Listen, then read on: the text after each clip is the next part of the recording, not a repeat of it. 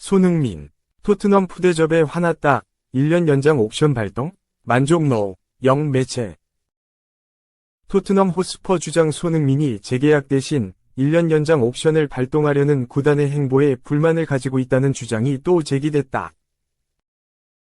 영국 매체 풋볼 365는 26일 한국 시간 토트넘 주장 손흥민은 장기 계약에 대한 논의가 아닌 1년 연장 옵션을 발동하려는 계획에 대해 그다지 기뻐하지 않는 것 같다 라고 보도했다. 최근 토트넘 주장 손흥민의 미래가 팬들 사이에서 큰 관심으로 떠올랐다. 손흥민과 토트넘 간의 계약은 2025년 6월에 만료된다. 1년 연장 옵션이 있어 계약 기간을 2026년까지 늘릴 수 있지만 토트넘은 아직 연장 조항을 발동하지 않은 상황이다. 일단 토트넘은 손흥민과 재계약을 맺는 것보다 1년 연장 옵션을 발동할 계획인 것으로 알려졌다. 손흥민은 지난 9월 기자회견에서 재계약에 관련된 질문을 받자 재계약과 관련해 구단과 아직 아무런 말도 하지 않았다 라고 고백했다. 이후 영국 텔레그래프는 지난 4일 토트넘이 손흥민에 대한 1년 계약 연장 옵션을 조만간 발동할 예정이라며 토트넘은 손흥민과 2021년 7월 마지막 계약을 체결했는데 구단은 1년 더 계약을 연장할 수 있는 옵션을 보유한 것으로 알려졌다 라고 확인했다. 스카이 스포츠 독일의 플로리안 플레텐베르크는 지난 22일 토트넘 호스퍼는 다가오는 시즌에 손흥민이 자신들을 위해 뛸 것이라고 100% 확신한다. 더 이상 내부적으로 의심할 여지가 없다 라며 손흥민이 다음 시즌에도 토트넘 선수로 뛸 거라고 주장했다. 이어 손흥민은 핵심 선수로서 다음 시즌 토트넘 선수단의 일원으로 확고한 계획을 세우고 있다며 토트넘은 2026년까지 계약을 연장하는 조항을 발동할 예정이다 라고 밝혔다. 토트넘의 행보를 본 팬들은 토트넘이 올해로 32세가 된 손흥민과 재계약을 맺는 대신 연장 옵션을 발동해 계약 기간을 늘린 후 손흥민의 경기력을 보고 재계약을 맺을지 결정할 것으로 예상했다. 문제는 토트넘의 계획에 손흥민이 불만을 드러냈다는 소식이 전해졌다는 점이다. 풋볼 365는 토트넘 주장 손흥민은 이번 시즌 초에 더 장기적인 계약 합의에 대한 논의에 착수하는 대신 1년 연장 옵션을 발동하려는 계획에 대해 그다지 기뻐하지 않는 것으로 전해졌다 라며 2025년에 계약이 만료되는 그는 그동안 토트넘의 운명에 필수적인 선수였다 라고 주장했다.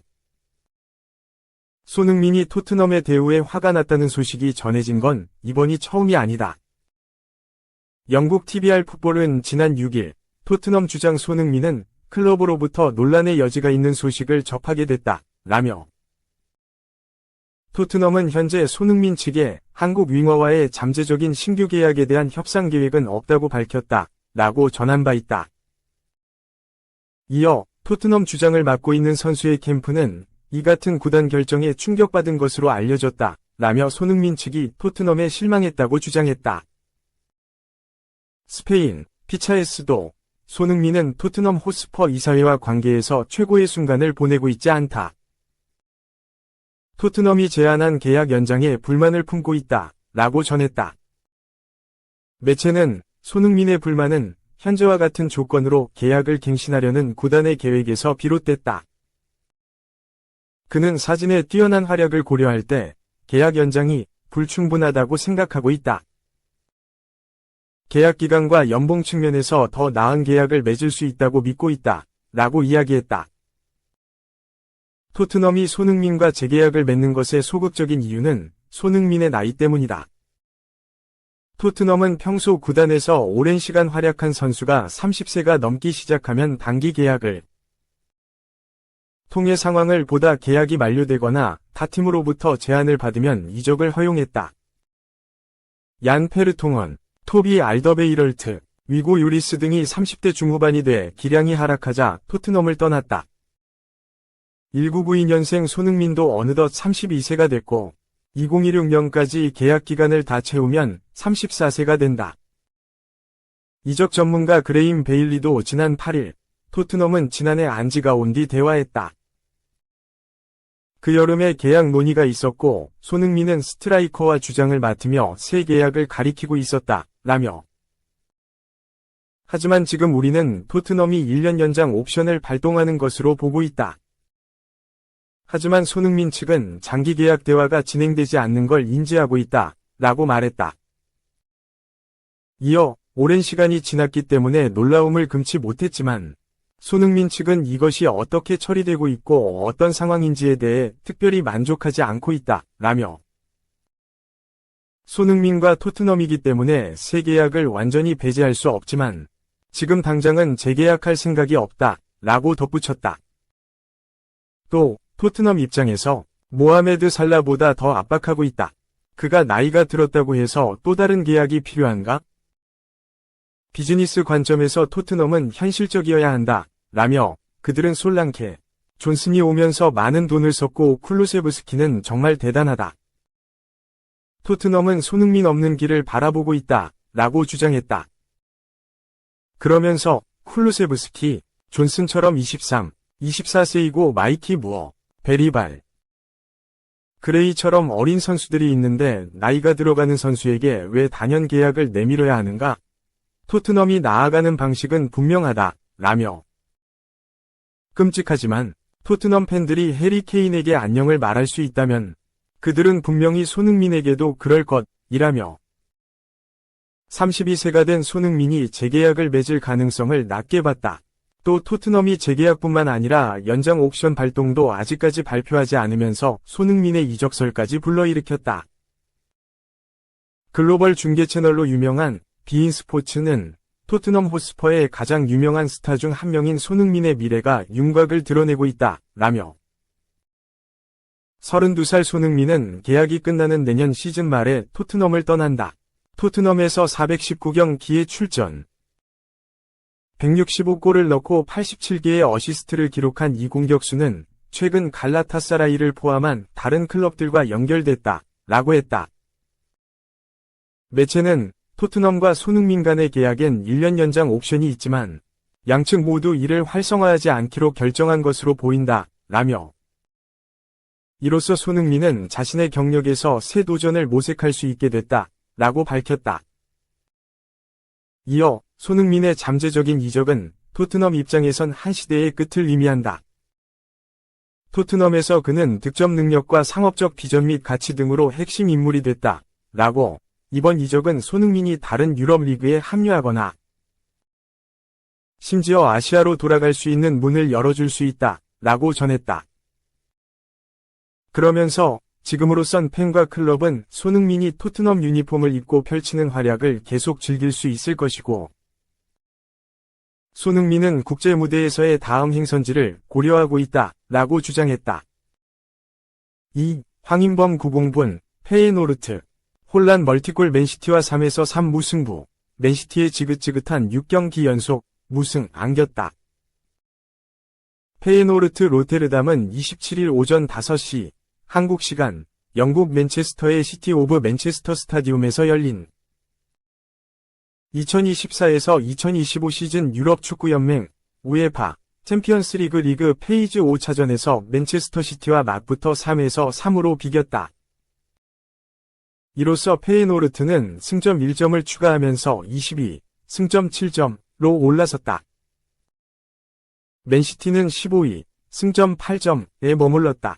유럽 최고의 팀 중 하나인 맨시티지만 최근 상황은 심상치 않았다. 지난 10월 리그컵 토트넘전 패배 이후 프리미어리그와 챔피언스리그를 포함해 5연패의 수렁에 빠진 상황이었다. 특히 24일 프리미어리그 12라운드에서 토트넘의 0에서 4로 대패하며 선수단 전원이 실망스러운 경기력을 보였다. 페예노르트는 이번 시즌 합류한 황인범의 완벽에 가까운 활약에 힘입어 리그 3연승을 기록하는 등 상승세를 그리고 있었다.